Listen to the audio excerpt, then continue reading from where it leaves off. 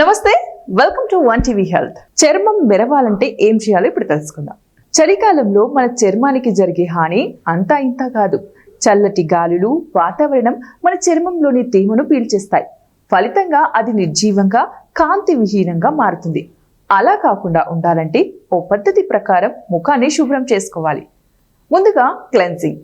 ముందుగా ముఖాన్ని తడి వస్త్రంతో తుడవాలి. ఇప్పుడు గాఢత తక్కువగా ఉన్న ఫేస్ వాష్తో ముఖాన్ని శుభ్రం చేసుకోవాలి.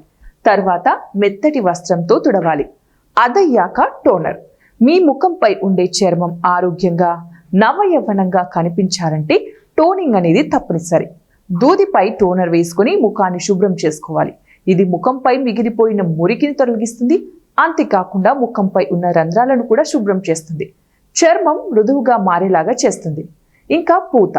ఇంట్లో సహజ సిద్ధమైన తయారు చేసుకున్నటువంటి ఏదైనా ఒక పూతను ముఖానికి వేసుకుని 15 నిమిషాలయ్యాక కడిగేసుకోవాలి.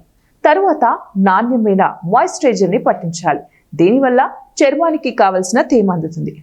మరి ఇవండి ఇవాళ టిప్స్. మరిన్ని టిప్స్ కోసం చూస్తూనే ఉండండి వన్ టీవీ హెల్త్.